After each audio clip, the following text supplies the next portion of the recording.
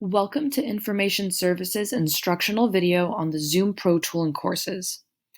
Though this video is one of a 5-part series on the top 5 courses tools and how to utilize them, this Zoom Pro video is pertinent and exhaustive enough to also be featured on its own. In this video, we will be discussing how to utilize the Zoom Pro tool. In case you're new to the software, Zoom is an online meeting platform that will be used here at the Caruso School of Law for making classes virtually available online. As a note, if you have not done so already, you must register for a Pepperdine Zoom account at https://pepperdine.zoom.us.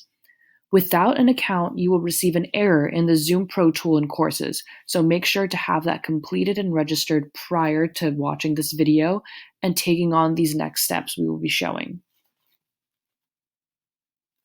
First, we will start by addressing how to schedule your Zoom class sessions in courses.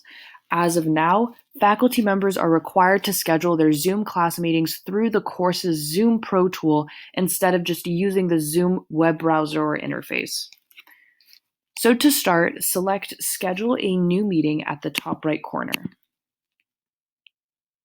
You will see some already automatically filled in information, but feel free to delete whatever appears if you see fit. The topic refers to the meeting name. It's suggested to adopt a general meeting title, such as your law class, however specific you would like it to be, just so your class name and session can be applicable to all of your future meetings for this specific course. The description available is completely up to you. It is completely optional whether or not you would like to provide a description for your class, but most usually like to leave this blank. Next to when is where you will schedule your start date and time for your first class. The duration will refer to the duration of your class, and time zone can remain as the Pacific Standard Time. Make sure to select Recurring Meeting at the bottom, since this will automatically schedule recurring class meeting sessions.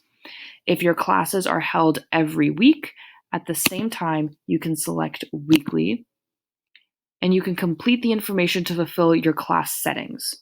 So let's say you would like to repeat this once a week, every Monday and Thursday, and the end date refers to the last day you will have your class. So let's assume that it would be sometime in December, and let's select this date. And so now you see that every Monday and Thursday until December 24th, which is 50 meeting sessions, you will be having a class that begins at 1 p.m. and lasts for an hour. You can keep these next few settings at their default selection. And now we will go down to meeting options. And let's go through each option. Requiring a meeting password will require a password to be entered prior to entering the meeting for extra security.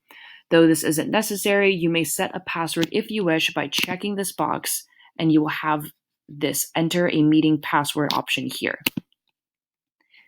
Enable join before host is something that is default selected, and this allows you as a host to allow students to enter the meeting before you actually start it yourself.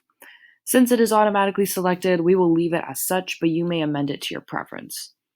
Mute participants upon entry might be beneficial if you like having a student's audio silenced by default.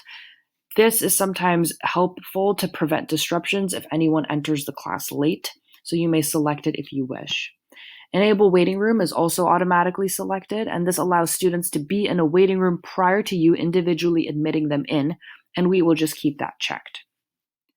As an important note, please make sure to have these last two options selected. To ensure that Pepperdine students and the correct students are attending your class, only authenticated users should enter your class meeting. Also, due to recent COVID updates, faculty members are required to automatically record class meetings in case students are unavailable to attend a session.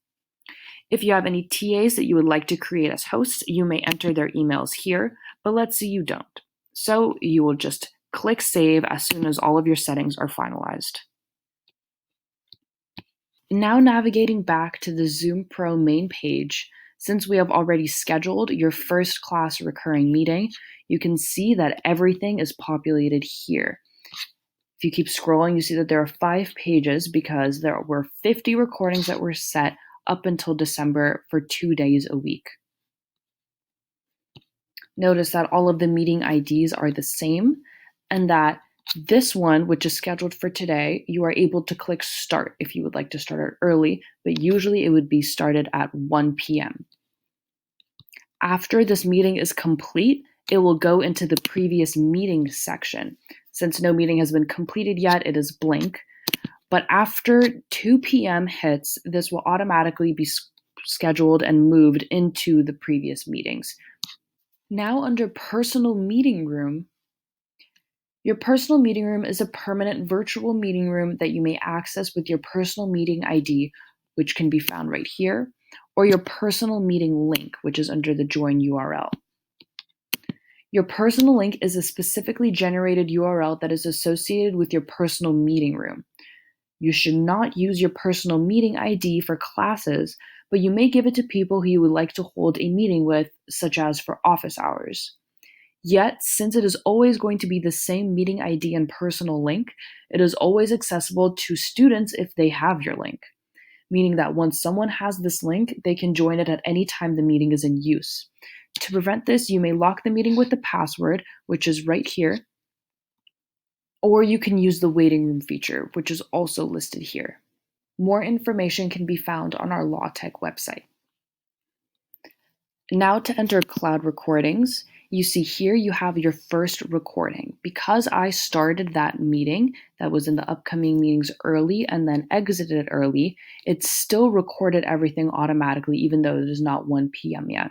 That is just a simple note. So if you accidentally start a meeting and end it, it will record and you may click delete by selecting this button right here.